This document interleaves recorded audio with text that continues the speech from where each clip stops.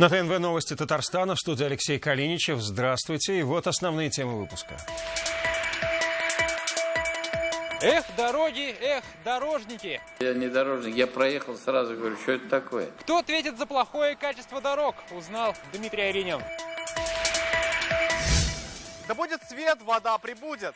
Раньше у нас здесь как Потемкинские деревни была. Подробнее о том, как районные жители получают новый свет и воду, узнал Рамиль Шайдуллин. Детское развлечение по взрослой цене. 100 рублей. То есть божеская цена вообще карусели. А 150, я считаю, это очень завышенно. Ценовую категорию детской радости узнавала Альбина Минибаева.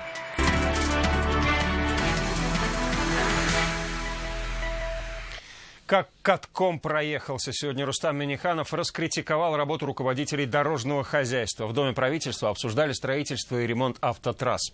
Как доложили, все работы идут по графику, вот только обнаружено множество замечаний по качеству. Сам Рустам Минниханов, проехав по дороге к аэропорту, пришел к выводу, что она стала хуже, чем была. Кто виноват и что собираются делать, ответы искал Дмитрий Аринин. Дороги вообще не было. Вот первый раз у нас по нашей улице делают. Так впервые нога дорожных строителей ступила на Нижненурлатскую улицу Нурлата. Здесь проложили дорогу из щебеночно-песчаной смеси. Как говорят строители, эта дорога будет надежной и долговечной. Материал он хороший. Он и хорошо уплотняется, и нагрузки хорошо выдерживает. Но хороший материал еще не означает, что все будет сделано отлично. Сегодня в Доме правительства претензии возникли к еще одной слагаемой успеха – людям. Госстройнадзор выявил ряд нарушений, в частности, на проспекте Московский в Набережных Челнах. Выявлено нарушение в области охраны труда и техники безопасности, а именно отсутствует защитное ограждение в местах, где происходит движение людей и транспорта, что является угрозой жизни. Ленар, как вы объясните? Работу ведет Комдорстрой. Выявлены нарушения технологии производства работ при монтаже защитных барьерных ограждений. Пусть исправляют, если так будут работать, вообще духу, чтобы их не было. Рустам Минниханов и сам лично выявил плохое качество дорог на трассе по дороге в аэропорт Казани. Я не дорожник, я проехал, сразу говорю, что это такое. Я сразу после вас проехал, что говорю, они переложат асфальт. Алексей Турстрой. Ну, конечно, переложат. Ну зачем так работать? Года нет? Колья уже? Вода держится? Тяп-ляп не надо делать. Переложишь, что говоришь? Хуже стало, чем было. Хуже. Ленар, вы министр. Очень большие замечания по качеству. Давай повышай требовательность. Всех руководителей дорожного хозяйства Рустам Минниханов призвал лучше следить за качеством работ. Если потребуется, заставлять переделывать нерадивых исполнителей. Дмитрий Аринин, ТНВ, Казань. Доложили на совещании о вводе жилья. Так, в этом году в республике план выполнен на 52,5%. Почти все соципотечные дома в высокой степени готовности. Активное строительство ведется на 26 фельдшерско-акушерских пунктах. В планах на вторую половину года у строителей возведения еще 14 спортивных объектов. Сейчас по ним идет сбор документации. Чистая выгода от чистой воды и яркие итоги электрификации. В этом году на освещение районных улиц республика потратит больше 200 миллионов рублей. Эти деньги должны уменьшить износ светильников и даже снизить преступность. Жить на селе с благами цивилизации, к этому ведут республиканские программы. Получается ли, выяснял Рамиль Шайдуллин. Зинаида Степановна, выходя из дома, не боится споткнуться. Даже ночью на их улице светло, как днем. Да будет свет, после долгих лет потемок электрики сказали прошлым летом. Теперь у каждого дома по энергосберегающей лампе. Сейчас мы просто все в свету, у нас на улице детей много, дети гуляют все, допоздна, особенно зимой гуляют. Не энергосберегающие, а даже лампы на солнечных батареях на каждый столб. Электрики не отрицают и такую возможность, но ежегодно и без этого на освещение улиц из бюджета республики уходят 225 миллионов. Плюс по 8 на воду. В этом году в Татарстане строят около 300 километров нового водопровода. Трубы, выходящие из этого колодца, должны быть прочными и износоустойчивыми, поэтому и материалы выбираются, чтобы переживать зимнюю стужу и выдерживать до 80 литров в 1 секунду. В поселке Васильево масштабная стройка. Водопровод, что будет ждать новоселов, полиэтиленовый и прокладывается по программе «Чистая вода». Одна труба на целый дом. По программе «Чистая вода» вообще мы осуществляем прокладку труб из полиэтиленовых из полиэтиленовых материалов. Срок эксплуатации полиэтиленовых труб составляет 50 лет, в отличие от стальных и чугунных от 15 до 25. Строится новое, но восстанавливается и старое. В прошлом году на сельские скважины ушли сотни миллионов. С начала программы «Чистая вода» местами она уже не годна для питья. Скважина после 5, 7 или до 10 лет имеет свойство заиливаться. И затраты на ее очистку и восстановление иногда соизмеримы с затратами на бурение новой скважины. В этом году Татарстану их пробурит еще порядка 40, поставят новые башни и протянут водопровод. Рамиль Шайдуллин, Ильшат Мухамедов, ТНВ, Зеленодольский район. Проблемы с ароматом нафталина в системе «Народный контроль» остаются нерешенными. 264 заявки еще с 2012 года. Сегодня об этом сообщила Сырья Сабурская на совещании в Доме правительства. Причем многие из них больших затрат не требуют. Ждать ли в этом году жителям республики ответов на свои обращения, выясняла Александра Севастьянова. Уже даже неприлично, что столько лет обращений граждан находится в открытой системе. Как пример, до сих пор не установленный светофор на пересечении Карбышева-Даурская в Казани. Заявку отправили 4 года назад. Обращение поддержали 39 пользователей. Комитет по транспорту исполкома ответил, установку включили в список с 17-го. При этом в графе «Запланировано» числится другая дата – 24 января 2018-го. Не всегда учитывается исполкомами ранее поданные заявки, и они так и остаются неразрешенными длительное время. Чаще всего жалуются на дороги и благоустройство территорий. Всего за первое полугодие в Народном контроле опубликовано порядка 25 тысяч уведомлений. Сейчас выделены дополнительные средства показаний на ремонт дорог. Часть заявок, которые вы показывали в слайдах, в эти работы уже включены. То есть там в основном все программные мероприятия как раз и формировались из категории нерешенных вопросов по народному контролю. При этом смущают показатели некоторых районов. В Апастово из 6 заявок решили только 2. Вопрос от премьер-министра. Почему не справились с остальными? Заявки от района к району не сильно отличаются. Людей беспокоят одни и те же темы. Категории также у всех одни. Я думаю, что здесь по большей части это организационное воздействие на решение этих задач. Над организацией придется поработать еще нескольким ведомствам. Во втором квартале поручением президента в систему добавят 8 новых категорий. Александра Севастьянова, Данил Филатов, ТНВ, Казань. Детская радость по взрослой цене. Пока дети на каникулах у родителей, бюджет на их развлечения тает как мороженое. Владельцы аттракционов внутри и возле торговых центров не сдают ценовых позиций. Летний сезон для них все же один из самых прибыльных. Это для родителей детская улыбка бесценна, а у бизнеса есть конкретная цена. Альбина Минибаева сравнила расценки и узнала, где развлечения не опустошат кошелек. Можно нам на паровоз? Любые детские радости за деньги родителей. Хорошая погода играет на руку владельцам детских аттракционов. Пока одни считают прибыль, родители – свои убытки. 150 рублей – это самая популярная цена за детские аттракционы. Варьируется лишь время, как правило, 5 минут и более. Цены регулируют сами руководители. Но родителям приходится просто-напросто платить, чтобы угодить своим деткам. Я считаю, что дороговато, потому что ребенку хочется везде и побольше. В прошлом году акции были, в этом году пока лета особо-то нет. Руководство уличных аттракционов наверстывает летнюю прибыль, но погода однозначно не регулирует цену детской радости внутри торговых площадок. 400 рублей, каждый день отдавать за ребенка, плюс еще, он же хочет и покушать, и попить, поэтому для ежедневного, наверное, дороговато. Понижение цены – это, мне кажется, всегда путь самый простой и самый, к сожалению, не ведущий никуда. Но это когда мы больше ничего не можем сделать, не можем стать интереснее, не можем стать полезнее, не можем стать еще лучше. Мы говорим, тогда мы будем дешевенькими. Карусель на детских площадках крутится по законам рыночных отношений и административными ресурсами. Не регулируется. Это досуг. Это не товары первой необходимости. И здесь, что называется, бери, что дают. С другой стороны, это очень обижает ребенка. Почему одному можно, другому нельзя? Вот здесь большая социальная проблема. Пока лишь один торговый центр в Казани может предложить альтернативу платным развлечениям. Несколько бесплатных детских площадок, чтобы бюджет родителей не сорвался с каруселей. Мы, конечно же, хотим, чтобы у них была возможность проводить время вместе, на свежем воздухе, всем вместе, и не только за шопингом. Нигде не ограничивают, а мне экономнее, спокойней. Для торговых комплексов бесплатные детские площадки тоже играют на руки. Покупатели чаще гулять по их центру. Родители за 5-минутную детскую радость готовы отдать 100 рублей. Больше – это уже цена праздничного дня. Альбина Минибаева, Рамзель Гарипов, ТНВ, Казань.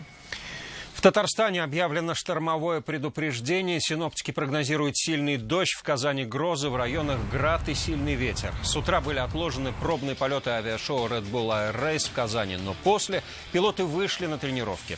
Напомним, что авиашоу начнется завтра. Полеты стартуют в 11:45. Вход на Кремлевскую набережную для зрителей откроется в 10:30. Мост Миллениум и Ленинская дамба будут открыты для машин, но закрыты для пешеходов. А вот на улице Сибгата Хакима наоборот. Ограничения будут действовать и 23 июля с 8:30 утра до половины 6 вечера. Пока пилоты готовятся, полицейские уже отстрелялись, причем в буквальном смысле. В Казани на базе «Динамо» сегодня прошел 16-й чемпионат Европы по пулевой стрельбе среди полицейских. 14 сборных команд боролись за звание лучшего. Кто попал точно в цель, увидела Алина Мингалиева. Для спортсменов все условия европейского уровня. Не доблесть, а меткость демонстрируют здесь полицейские. 3 дня шли соревнования, и вот лучшие из лучших. Один из них – младший сержант Александр Марчев. В свои 23 года на чемпионате Европы это его уже 2-я медаль. В копилке сначала бронза, а сегодня и золото. Подготовка до всего очень упорно шла. Много тренировок, естественно, потрачено, много патронов, сил и... Все-таки очень приятно, когда это все оправдывается. Площадка в 10 метров, но и на ней свои правила, а их чуть больше 200. Важно все – точность, меткость и сосредоточенность. У Лорена Стрит из Швейцарии сегодня серебро. Я действительно счастлив, что нахожусь здесь. Сейчас у меня 2-е место. Серебро неплохо, но я буду стараться. По итогам 3 дней соревнований сборная России получила 12 медалей. Из них 6 золотых, 2 серебряные и 4 бронзовые. Стреляли достаточно опытные стрелки, поэтому ошибок таких сильных нету. Нормально, хорошие подготовленные ребята. Золото чемпионата Европы по пулевой стрельбе среди полицейских у России. Серебро у Швейцарии и бронза досталась Франции. Алина Мингалиева, Игорь Романов, ТНВ, Казань. Это новости Татарстана, и вот о чем далее. Казань празднует явление иконы Божией Матери. К крестному ходу присоединилась и Александра Севастьянова. Когда семья – богатство. У меня будет хорошая жена. Почему чем больше семья, тем больше индивидуальностей? С большой семьей Сабировых познакомился Рамиль Шайдуллин.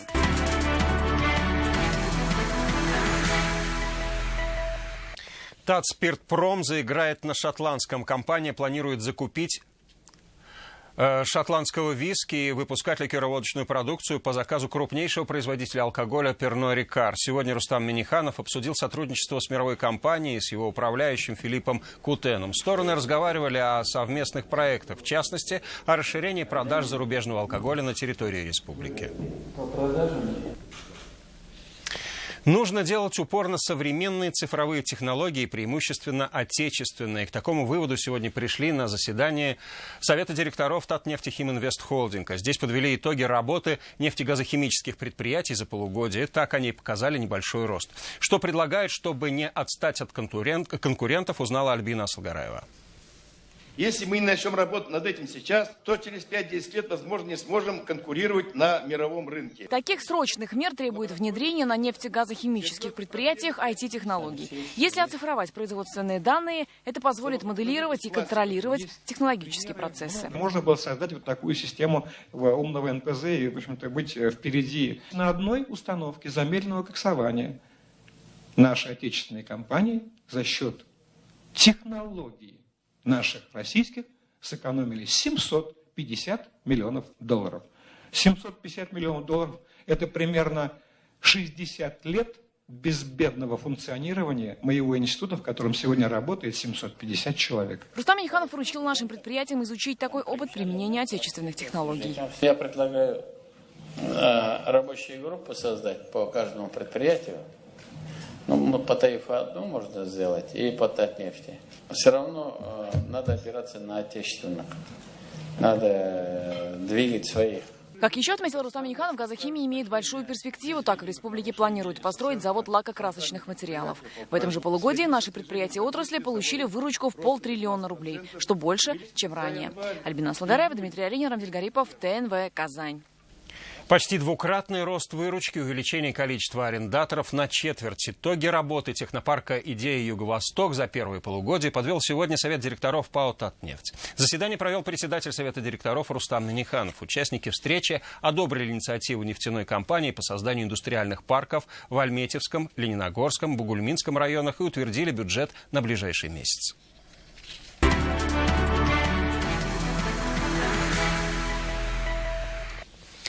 Крестным ходом в столице отметили праздник явления Казанской иконы Божьей Матери. В центре города сегодня на час перекрыли движение для машин.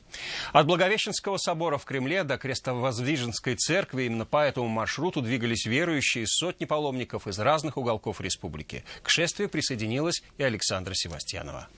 И утверди Зал Благовещенского едва смог вместить всех желающих. Кто не зашел внутрь, молились прямо на входе в собор. Праздник поистине святой. О здравии, любви, благополучии. Каждый верующий приходит в собор со своей личной просьбой и благодарностью. Я всегда хожу к празднику Казанской Божьей Матери. За доченьку прошу маме, чтобы здоровье было, и самой. Мир сейчас более-менее жестокий уже стал, да? Но когда приходишь в церковь, кажется, все братья. Божественную литургию продолжил крестный ход. Чтобы пройти в одной процессии с Казанской иконой Божьей Матери, верующие приехали со всего Татарстана. За этими традициями и этим праздником далекие события истории, которые по сей день служат примером народного единства. Причащались сегодня, исповедовались и радуемся. Радуйся, муми. Да? А я из Бавлов. А я из Бугульмы. Вот и мы почти такая радость, да. Финал шествия – Крестовоздвиженская церковь. Здесь полным ходом идет восстановление храма Казанской иконы Божьей Матери. Идет больше, чем даже в сроке. Никакого отставания. Но самое главное – не во вред качества. Строительство не затянется, пообещал митрополит. Уже приступили к восстановлению пещерного храма. По словам владыки, основное время займут росписи и реконструкция архитектурного облика. Александра Севастьянова, Марат Зайдуллин, ТНВ, Казань. 7, 4 или 5 в Москве не могут сосчитать количество имеющихся мечетей. По информации в информагентствах и популярных поисковиках их 7. По утверждению Духовного управления мусульман всего 4. В хитростях арифметики разбиралась наш собственный корреспондент в Москве Дина Газалиева.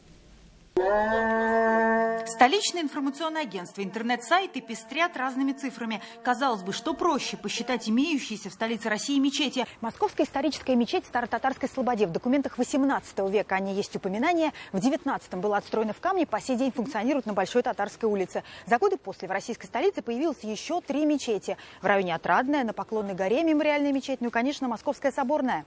В районе Отрадная мусульманский комплекс включает в себя 2 небольшие мечети – суннитскую Иордам и шиитскую Инам. В подтверждение СМИ было разослано официальное разъяснение от Дум России с просьбой правильно считать. Являются неким общим комплексом, являются 2 мечетями, хотя по сути это одна мечеть.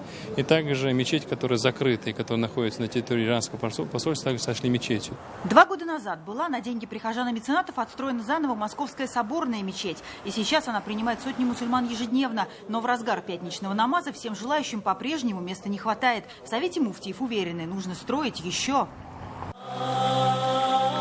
Интернет-канал Алиф ТВ разместил материал, в котором подробно рассказывается о мечети, готовой к открытию в Новой Москве в Бутово. В Совете муфтиев России опять поправляют журналистов. На частной земле находится не новая мечеть, а мусульманский центр.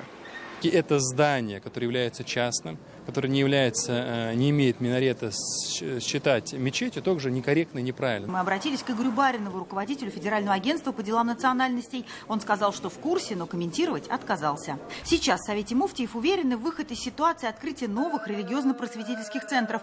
Аналог – центр под говорящим названием «Милость», расположенный на 1-м этаже жилого дома в районе Бутова. Отношение жителей к этому отражает общую ситуацию. Настелят коврики, молятся. Тут, нехорошо, конечно. Должно специальное место быть для этого. Как-то нейтрально так, потому что это мало что знаю.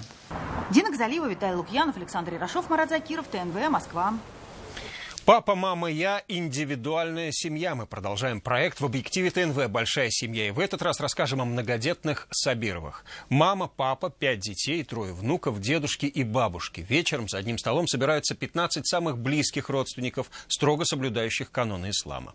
Почему Сабировы считают, что больше однозначно лучше? Рамиль Шайдуллин.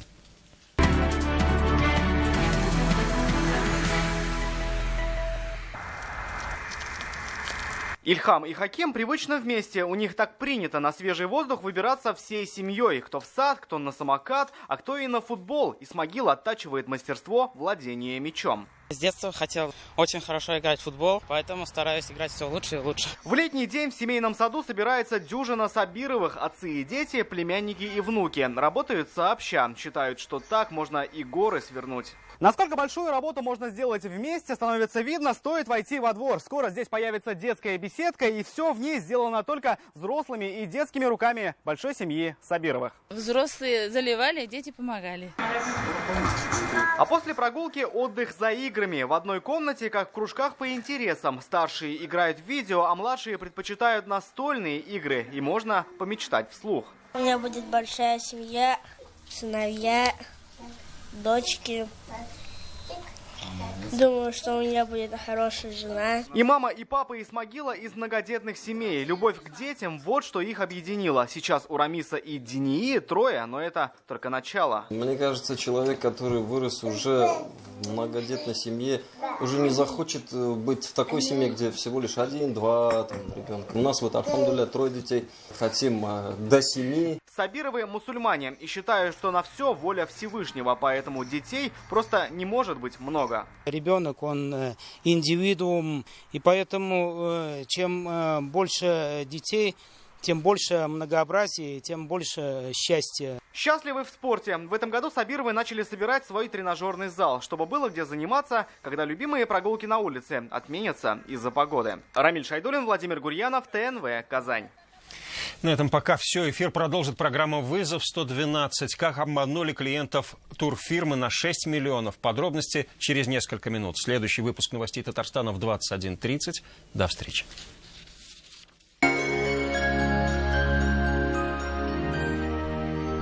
Огромный ассортимент портьерных тканей, постоянное обновление коллекции. Портьерный салон «Феерия». Прекрасна наша Родина. Где еще найти такие просторы, леса, реки? Мы должны сохранить эту красоту для потомков. 2017 год экологии в России. Казань-Оргсинтез. В гармонии с природой.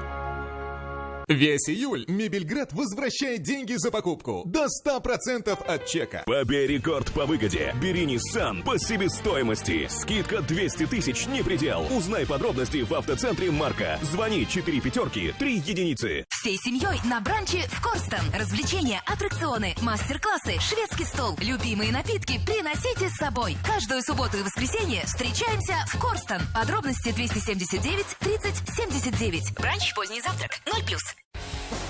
Только до конца июля. Лада Гранта с выгодой до 60 тысяч рублей. Автомобили в наличии. Успей купить выгодно. Автоцентр «Парус». Какой выбрать ресторан? Где заказать дешевое такси? Звони на 09 с домашнего телефона или с мобильного набирай 278 33 33. А теперь еще и электронная карта Республики Татарстан по товарам и услугам на сайте es09.ru. Предельно выгодные условия кредита с гарантией обратного выкупа. Новое предложение для покупателей Лада Веста и Лада X-Ray в Азино Авто. Новая Лада за 5900 рублей в месяц. Успей купить Лада сейчас. 2 мужчин в доме, а гвоздь прибить некому. Наносим отметку карандашом. Берем молоток и забиваем. Все понял?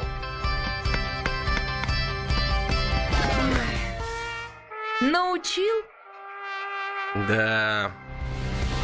С таким помощником мы тебе беседку на даче в 2 счета построим. Воспитайте у ребенка любовь к труду. Министерство труда Республики Татарстан. Болгар радиосы концертлар сезонын ача. 30 август пирамидада зур бәйрәм концерты. Эстрадабызның якты йолдызлары, махсус кунаклар, уен көлке. Бәйрәм кичен якыннарыгыз белән күңел үткәргә теләсәгез, Болгар радиосы концертына рәхим итегез. Башлана 18 сәгатьтә.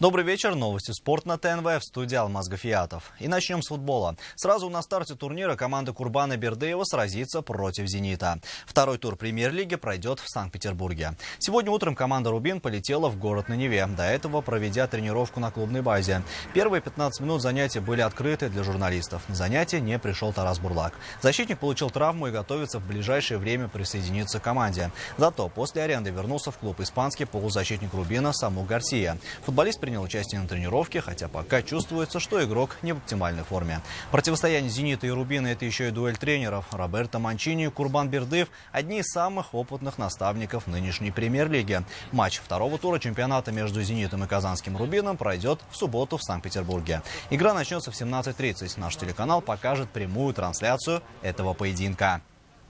Я бы не сказал, что мы готовимся к конкретному тренеру. Мы готовимся к команде, исходя из того, прежде всего из своих, да, из своей ситуации, а во-вторых, из тех проблемных позиций в обороне и в атаке, которые есть у соперника. И к этому готовимся.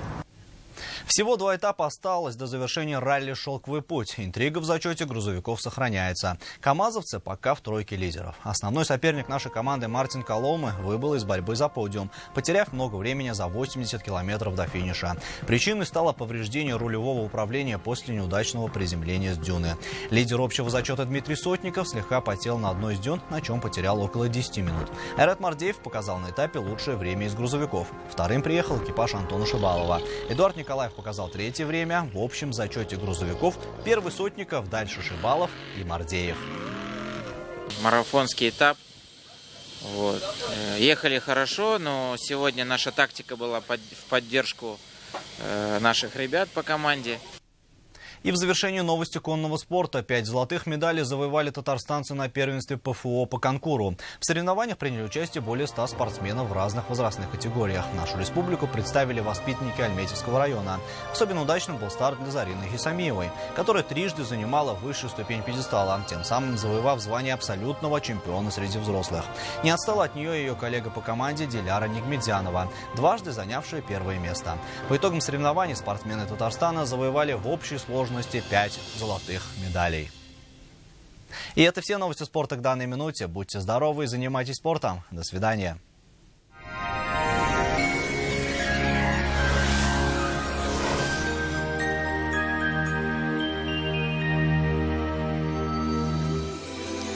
Здравствуйте! В эфире прогноз погоды.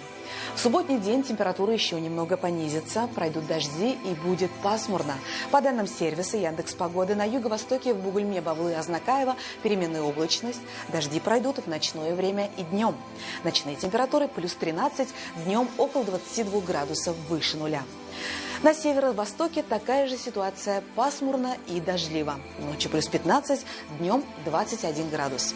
На севере Татарстана, Менделеевске, Актаныши, Агрызе ночью с дождем плюс 14. Днем синоптики также обещают дождь и 21 градус тепла. На северо-западе, в Арске, в Кукмаре, Балтасе облачная погода с прояснениями. Без дождей не обойдется. Ночью плюс 14, днем 21 градус выше нуля. На юго-западе переменная облачность, вероятность осадков будет небольшой. Ночью плюс 13, днем 22 градуса выше нуля. В центральных районах республики, в Чистополе, Альметьевске, Мамадыше переменная облачность без существенных осадков. Ночью плюс 14, днем плюс 21. В последующие дни существенных изменений в погоде не ожидается. Местами также пройдут дожди. Кукмарский завод металлопосуды – один из ведущих российских производителей литой толстостенной алюминиевой посуды под торговой маркой «Кукмара». В ассортименте более 400 наименований товаров. Посуда с антипригарным и декоративным покрытием, формы для хлеба, товары для туризма. Какая бы погода ни была за окном, посуда торговой марки «Кукмара» создаст уют в вашем доме и хорошее настроение вашим домочадцам. Готовьте с удовольствием, радуйте родных и близких. «Кукмара» – удобная посуда, вкусная еда. О погоде в столице. Завтра в Казани будет пасмурно, пройдет дождь. Температура воздуха в ночное время плюс 15-17, днем около 21 градуса выше нуля. Ветер западный порывистый. Атмосферное давление 751 миллиметр ртутного столба, что ниже нормы. Влажность воздуха 88%. Ожидается магнитная буря. Берегите себя. Это вся информация к данной минуте. В студии была Лейла Латыпова. Всего доброго и до свидания.